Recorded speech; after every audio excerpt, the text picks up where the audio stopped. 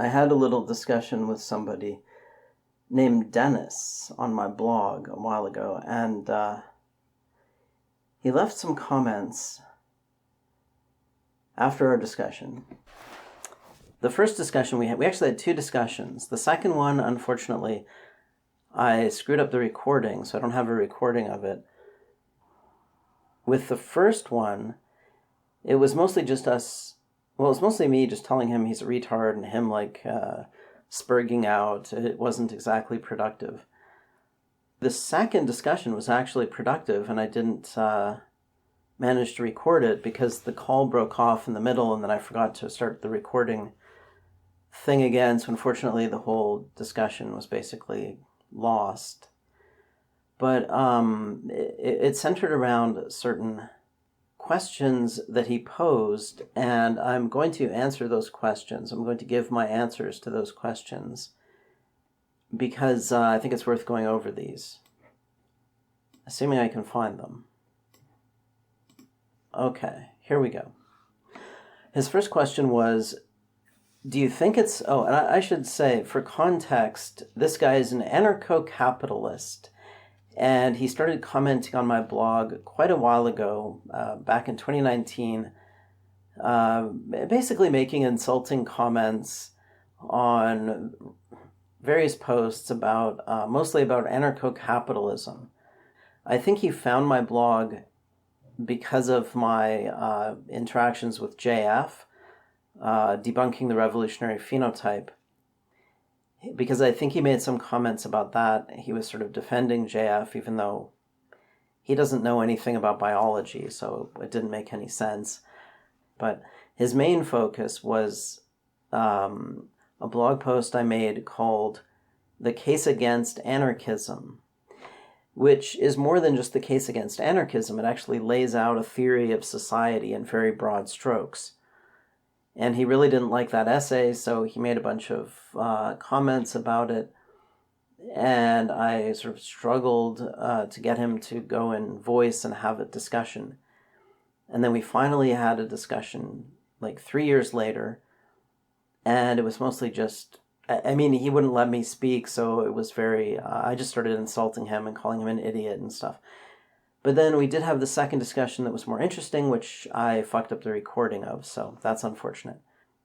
Anyway, so that's the context. Now I'm going to answer his questions that he posed on my blog.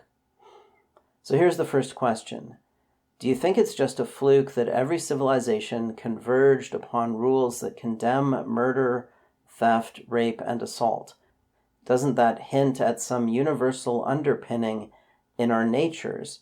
Perhaps something to do with our mirror neurons, our herd/social natures, and the empathic brain regions that are required for that. Another example being our innate sense of fairness that even babies have. Okay, so that was his question. And first I would say, in response, do you think it's just a fluke that every civilization converged on a central authority, aka the state, to enforce those laws? So yes, we have some universal laws in every civilization, and we also have a universal control mechanism. I mean, it varies from civilization to civilization, how it actually works, but the basic structure is the same. There is a central authority that enforces the law. So it doesn't make sense to say, well, look at this universal and then ignore some other universal.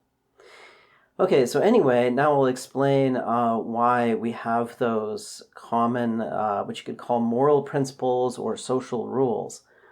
So of course it's not a fluke.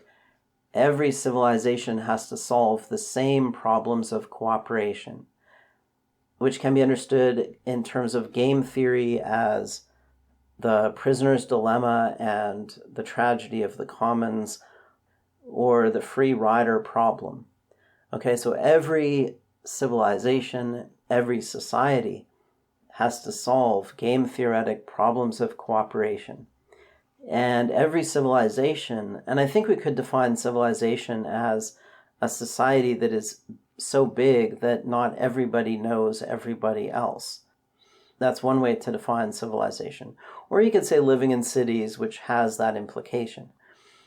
So anyway, every civilization solved these problems of cooperation with a state that used coercion to impose laws on individuals. Every civilization had laws that solved problems of cooperation.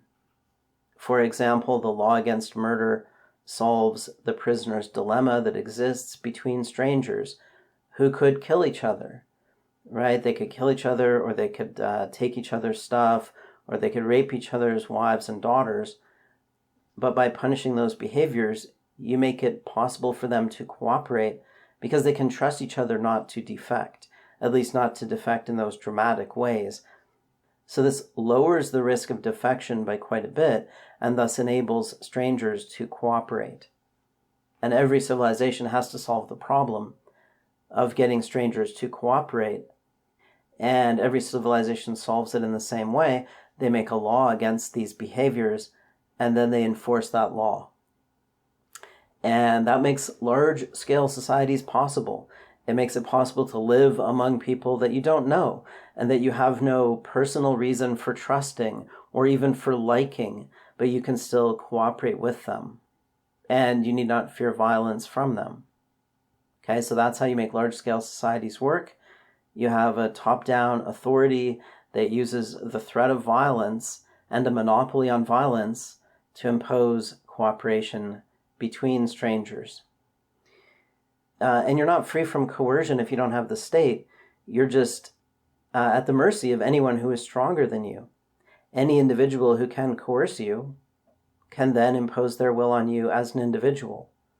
And any two individuals who get together and form a mini society, like, they come together and form an agreement to use their coercive power against others, can impose that on you. They can make you do what they want, or they can kill you and take your stuff. So even if you're the strongest guy around, two people can form an alliance and defeat you, right? And so this principle, cascades upwards until you have a very large society, because 3 people can beat 2, 4 can beat 3, 5 can beat 4, and so on. So you need to get bigger and bigger and bigger, right? You need a bigger and bigger organized force that can impose its will on others. And that's what society is. So yeah, those things are part of civilization. Civilization includes the state. That's a core feature. It's not coincidental. It's part of it. Written laws, written language and explicit laws are usually part of it. Although you could have laws that are just like memorized verbally and passed on in, stories or poems or whatever. But, most civilizations used writing to write down laws. That's a very ancient practice. And even mathematics is part of it, and money is part of it, because you need to start weighing and measuring and things, measuring costs and benefits in something other than just emotions and perceptions. You can see in the less effective civilizations, there still is a lot of bartering, a lot of nepotism, a lot of networks other than markets that operate, and so on.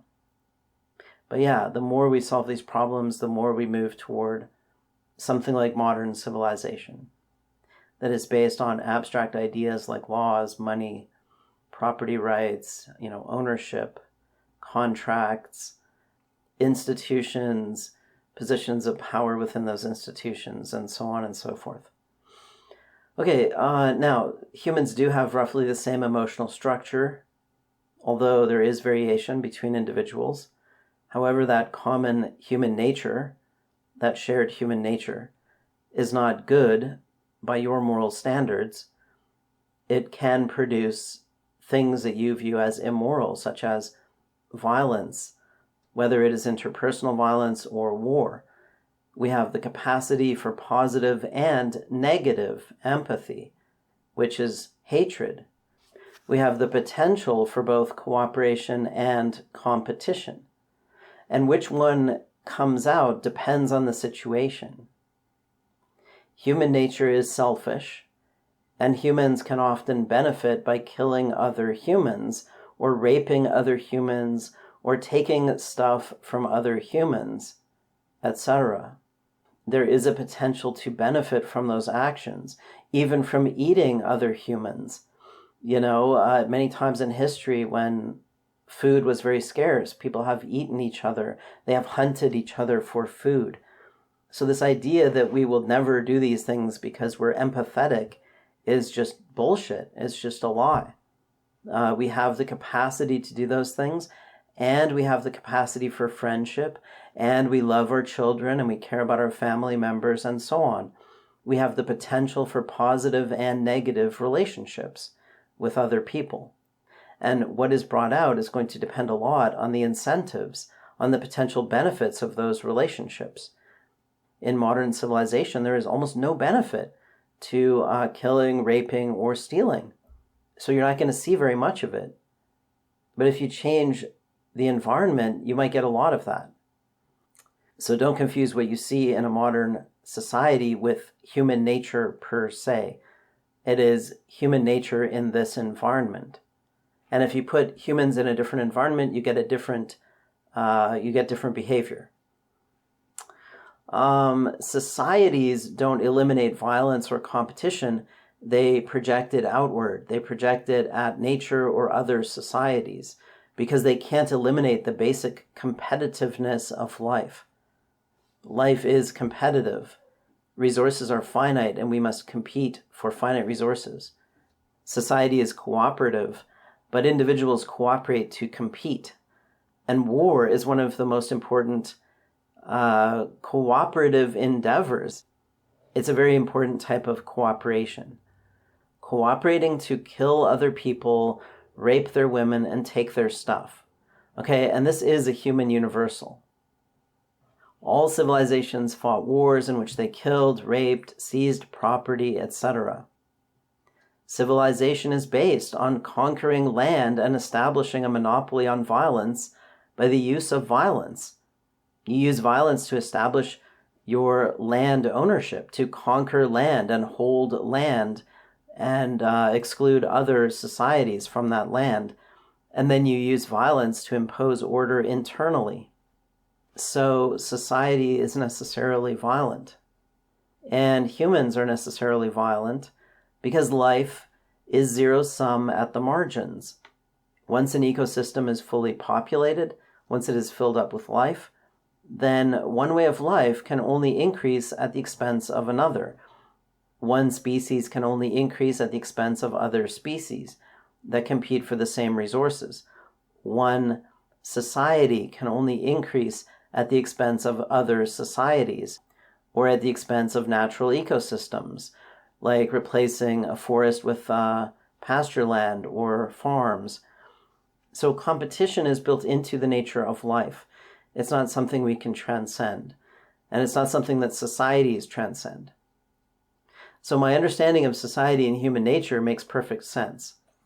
It explains what we observe now and in the past. By contrast, your view of society and human nature makes no sense. You believe that people are naturally nonviolent, but also that people are violent and have been violent in the past. You believe that all humans have your moral intuitions at some level, and yet they do not share your moral intuitions, or they are hypocritical about them. They do not act on them. You believe that people are selfish, but will not commit violence even when it is in their interest to do so. Or maybe you believe that violence is never in anyone's interest. But if that were the case, we wouldn't need moral principles or social laws to constrain us. Your view is incoherent, whereas mine is perfectly coherent. It fits the data. It makes sense. There's no contradiction within it. All right, the second question is, if the majority is evil scum, like you suggest, itching to defect in our alleged constant state of prisoner's dilemma, then obviously democracy can't work. I'm not sure how he made that leap, actually, from the prisoner's dilemma to democracy not working. But anyway, I'll just go on and keep reading. He said, so I guess you favor something like North Korea, or Stalin's Russia, or Castro's Cuba? But then why do all such less free places invariably do worse? Maybe we're not all as dangerous and evil like you claim to be. Maybe there's something to this freedom and free market and voluntarism stuff, something that makes voluntary societies thrive more. All right, and my response is, the majority are not evil scum. There is no such thing as evil. Humans are simply selfish, so they will act in ways that they perceive to benefit themselves. Democracy doesn't work particularly better than other forms of governance, but not because people are selfish. It has other problems. The biggest problem is the lack of incentives to vote correctly, which is known as the paradox of voting. Okay, so I've linked to this. I've also done a video on that called Democracy is a Tragedy of the Commons, in which I explained that because there is no incentive to vote correctly or vote in a way that would benefit your society as a whole, people are not voting based on what would be good for society or based on the consequences that they want, because their vote has almost no effect on the consequences that they get. That's the biggest problem with democracy.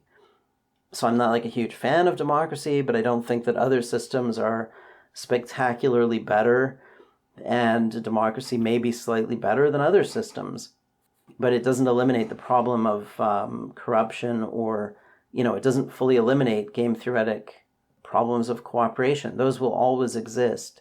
Even if we solve them in one way, there will be then a higher level problem of cooperation that is created. So in a way, we can't get rid of them, but we can kind of solve them to some extent, but that's another story. Anyway, I prefer a society that maximizes cooperation, and that includes a free market. So I'm far from preferring, Stalin's Russia or North Korea or Castro's Cuba. My views on the free market are probably not too far removed from Hayek's views, and Hayek was a statist by your criteria, at least as far as I know. I believe in free markets. I think they work, but the free market is something created by the state. The state creates the free market by solving the prisoner's dilemma, which allows individuals to trade with other individuals and to freely switch these relationships. So people have to compete for these relationships by being more productive. Okay, so I'm pro-free market, but I don't think the free market exists without the state. So in fact, I would argue that you're the one who's opposed to the free market. And all of the societies that you think are better, these more free societies, have very large states. They have very large governments. They have a large bureaucracy, right? According to you, Canada, the United States, etc., are not voluntary societies. Now you're trying to claim them as yours, but they're not yours. They are statist. By your standards, they are oppressive statist regimes. And yet you say they are thriving. Okay, so you can't do this where you'll say, well, look, these statist regimes are doing better than these other statist regimes. Therefore, statism is bad. This doesn't make any sense. Okay, and there has never been an anarcho-capitalist society that you can point to and say, hey, look, there's the utopia. All you can point to are different statist societies with different rules, with different enforcement mechanisms.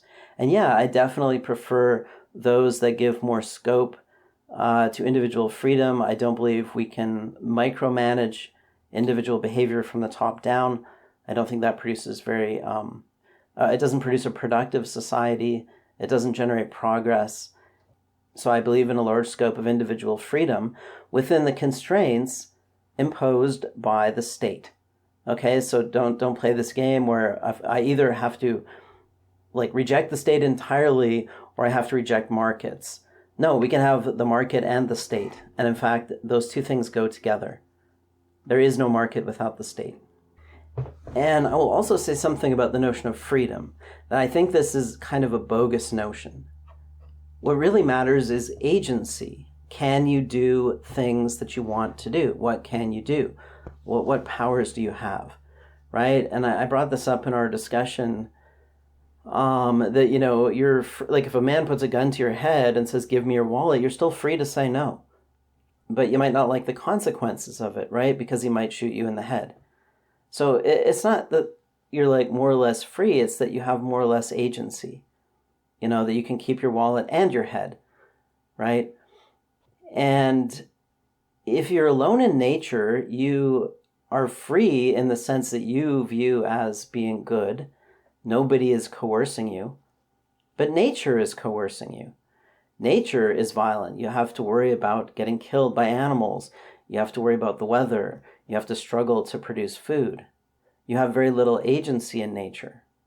In a modern society like Canada or the United States, you can walk down the street without fear of being attacked. You can work a fairly easy job for a few hours a day and afford food and shelter. And this is what really matters, right? It's, can you do these things or not? So the state takes away your freedom to murder by imposing punishment for murder, but it also gives you the freedom of walking down the street without fear of being murdered. And most people are willing to trade one type of freedom for another. So freedom is not some absolute thing. It's not some substance. What really matters is, can you do what you want to do? Or what can you do, and what are the costs of doing it? All right, the third question is, he said, you said you would nuke any group that wants to secede from the current cartel of nation states. So I guess you strongly support a one-world government, i.e. you're unwilling to risk having some other country on the planet that you can't control, right? I guess the US should invade China and Russia, right?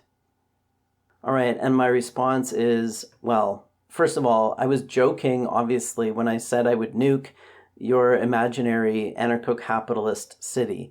Okay, at the very end of our discussion, he said, I just want to know, would you let us have our little city on some uninhabited land? And as a joke, I said, no, I would nuke your city just for fun. But obviously that was a joke. But it's also silly because there's no such thing as an anarcho-capitalist city. There can't be. There never will be. You can't have a city unless you have a central authority with a monopoly on violence that can impose laws and a type of social order within a boundary, a geographical boundary, right? That's what a city is. It has laws. It has governance. And you're not going to have a city if you just have a bunch of people without some kind of governing body. So, it's a silly thought experiment, and it deserves a silly response. But I do support world governance of some type because we have problems that require global cooperation. We have global tragedies of the commons and global prisoners' dilemmas. Okay, the Anarchy of Nations has problems such as war, the cost of preparing for war, right? Like if you're next to another country, you have to arm yourself to protect yourself from them. They have to arm themselves to protect themselves from you. There's always this risk of war. Then we have tragedies of the commons, like global pollution, overfishing. There are many problems that we have at a global scale. There are even global level threats like supervolcanoes or asteroid impacts that ideally we would have some kind of global agency to protect us from. So yeah, I support some form of global governance, but not the Alex Jones, crazy conspiracy theory like the New World Order that's going to make you eat the bugs and live in the pod. Okay, so yeah, I think we need global governance ideally, but it would be difficult to create. And, I don't want some kind of totalitarian form of it. I want something that is restricted to the specific problems that require global governance and doesn't meddle in things at a lower level. Okay, and I don't really see the argument for having a government at one level and not another. Like if it's okay to have it at the nation state level, why isn't it okay to have it at a global level? or at the city level, why not the nation state level? Like, I don't think there's any principled basis for saying we can only have government up to this scale, but beyond that, we can't have government. Okay, I think most of the so-called arguments against global government are just fear-mongering. It's just like spooky, Klaus Schwab, eat the bugs. It's just all memes. There's no actual argument there. Like, I don't want, Klaus Schwab ruling the world with an iron fist, but that doesn't mean I don't want global governance. Anyway, all right, the fourth question was, instead of murdering a peacefully seceding Ancap group for fear of it spreading nuclear pollution or something, so this is an example I brought up, like, why can't you just let the anarcho-capitalists have their little city-state or whatever on some uninhabited land? And I said, well, we can't let them just do whatever they want, because what if they turn it into a nuclear waste dump and it pollutes people's drinking water downstream or something like that, right? Or whatever. Like, they could do all kinds of things there that have harmful effects on other people. So that's one argument against it. Anyway, I just wanted to, mention that as context. Okay, so we said instead of murdering a peacefully seceding Ancap group for fear of it spreading nuclear pollution or something, why didn't you first consider peaceful, sane ways to resolve your fears, maybe with agreements to randomly inspect each other's places for radiation, similar to the way Iran currently allows third-party inspection of its sites? What do you think of U.S.'s original secession from the British Empire? Do you think that bloodshed was necessary or unavoidable? You don't think the Brits should simply have allowed Americans to peacefully opt out of their empire? Okay, here is my response.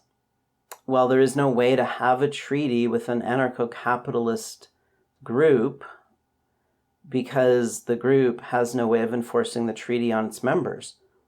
It's not really a society. If it's just a bunch of anarchists, who do you negotiate with? And if you agree to a treaty with that person, how does he impose it on the other people? That's the problem. A bunch of anarchists is not a society.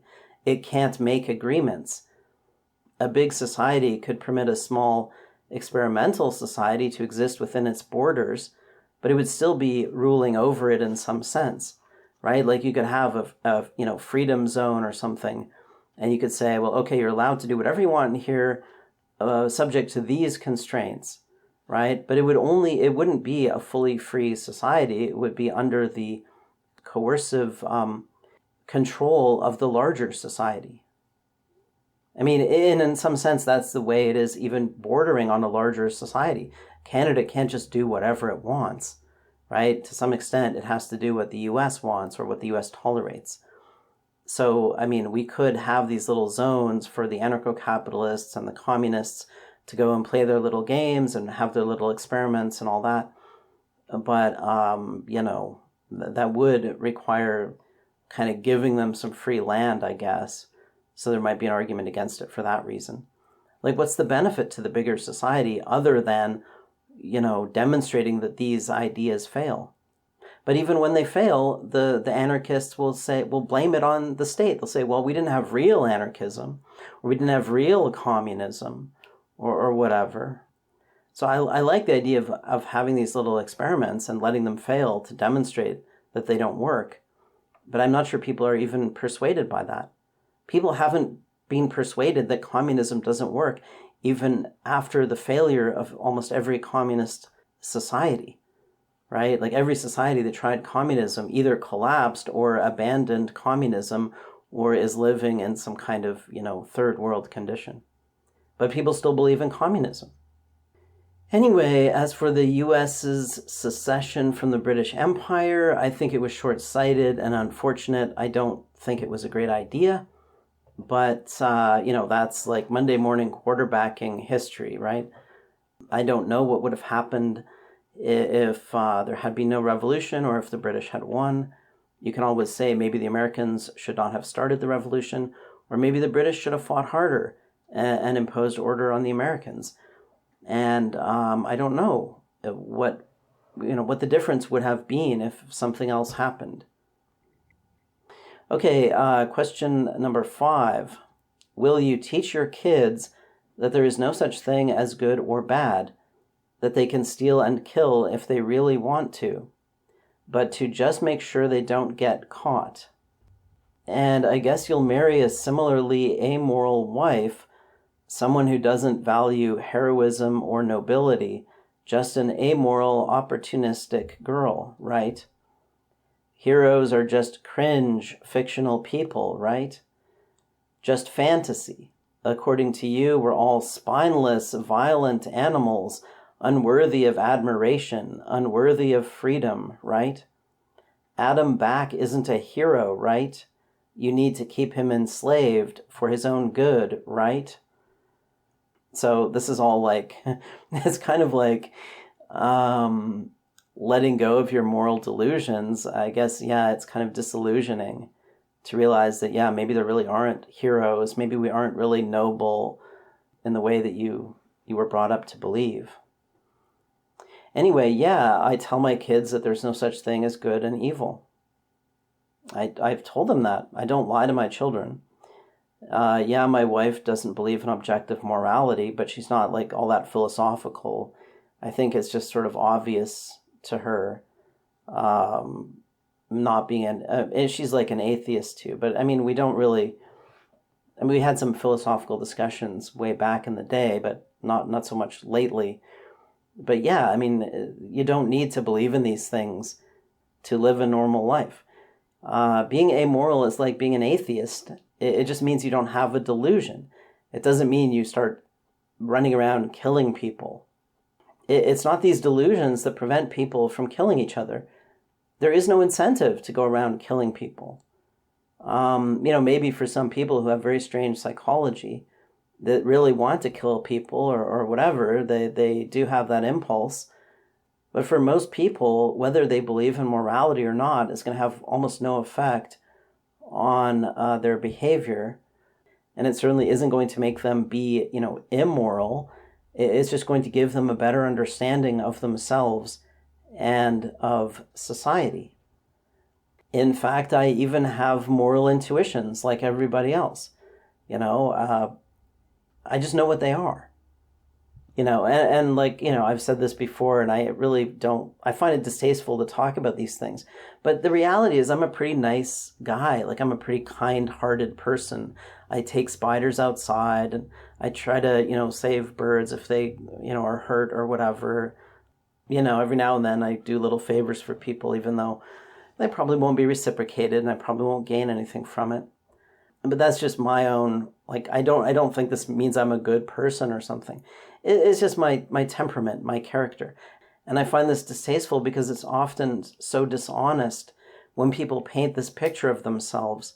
And I'm not saying I don't have the capacity for cruelty, right? I think we all have the capacity for positive and negative empathy, and it can be brought out depending on the situation.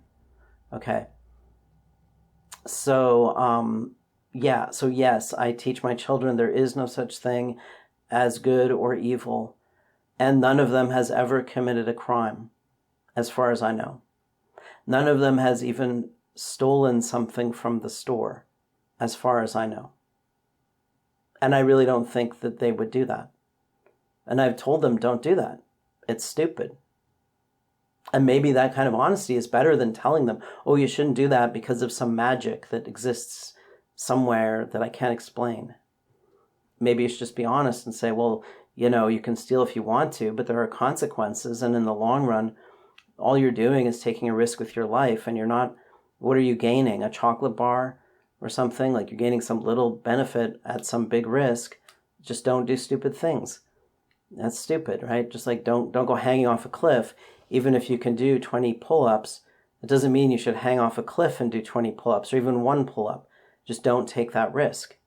Okay, so yeah, appealing to people's selfishness is actually more effective because we are selfish. But anyway, I think this is an appeal to consequences fallacy. I mean, it seems to be that you're saying that we must believe in morality because if we don't, then we'll start being, antisocial. And this is inconsistent with your stated belief that people are essentially nice, or they have some kind of altruistic instincts or whatever, right? So one minute you're like, well, we have these mirror neurons that make us nice and all that, but if you don't believe in objective good and evil, you'll become a serial killer. This doesn't make sense. If we are, innately nice, then believing in objective morality is not going to make any difference, right? And if we're not, it's probably also not going to make any difference. And you believe that most people support what you view as evil, statism. Your view is incoherent. You need to think about what you actually believe, while mine is perfectly coherent.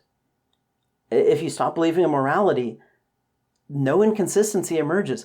No problems arise. It's just like with God. If you don't believe in God, it's not like you're suddenly cast into confusion and you can't understand anything. It's the same thing with abandoning morality. You're just abandoning a delusion. You're letting go of a lie. That's all it is. Societies have collective values, but they're not objective. That's the point. We can agree to play this kind of game. We can agree, let's play soccer. Then we've created the rules for soccer. We can agree, let's play society and create the rules for society and play that game. But those rules are something we create. They don't come from the cosmos. They don't come from God. And they don't come from logic, as maybe Stefan Molyneux believes, or from mirror neurons. We create them. Anyway, and as for heroes, yeah, they are mostly fictional. I mean, it's just the truth. Most people are not heroes, and I don't know if anybody really is. That doesn't mean we're spineless, violent animals. That's your moralizing rhetoric. Yes, we're animals, and yes, we're selfish. And we have the potential for violence.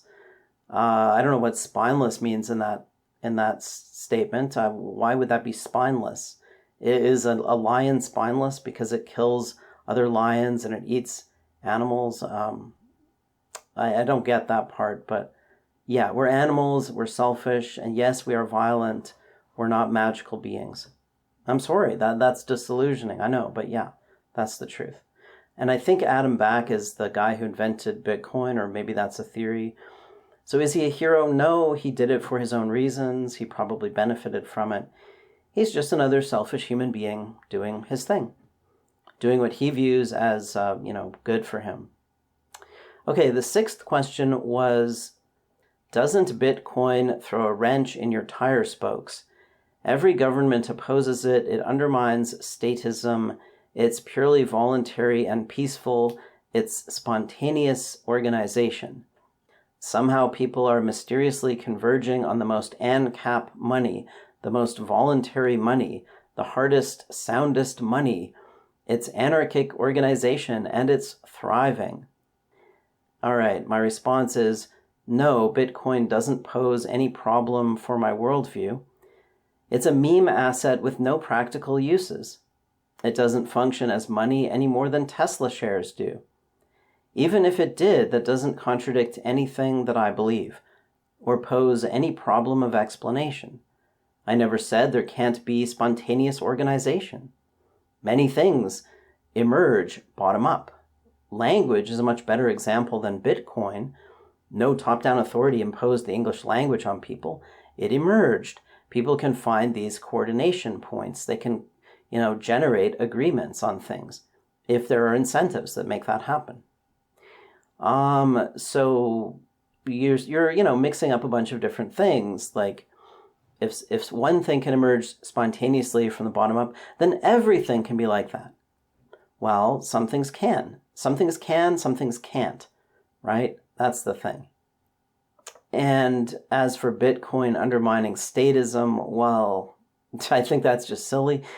I mean, look, Bitcoin doesn't function as a medium of exchange. It's just like I said, it's a meme asset. It goes up if people think it's going to keep going up. It goes down if people think it's going to keep going down.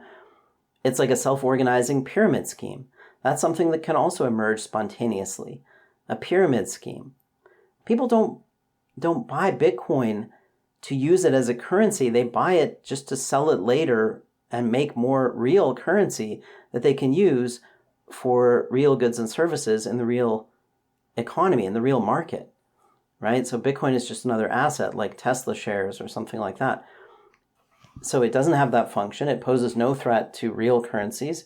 Now you could argue that real currencies are fake because they're created by fiat, by banking operations. And that's true, but they are grounded in their use, in the fact that they're in use and they're, being used every single day to do real economic transactions. And also governments can require you to pay your taxes and do your accounting in those currencies, right? And that sort of grounds them and makes them, even though, yes, they're a fiction that is linked to real things in a way that Bitcoin isn't. So they're much less volatile.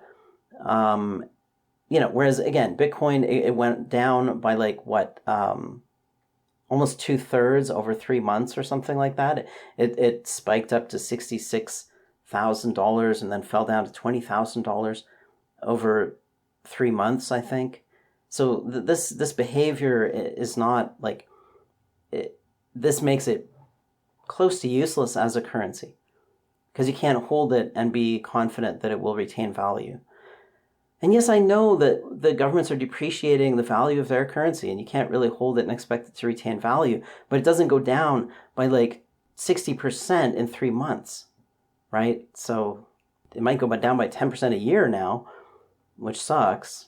That makes it less functional as a medium of exchange, but it's not going down as much as rapidly. It's not as volatile, so it's much better. Yeah, so no, I don't think Bitcoin is going to undermine statism. States aren't collapsing just because people can buy and sell this meme asset on the internet. Okay, so those are my answers to his questions, and I have to say our first interaction, and I'll link that in the description, was very hostile. It was very uncooperative. Our second interaction was much more cooperative. I basically said what I'm saying here. I decided to write it down because I thought it covered a lot of ground and it was worth going over.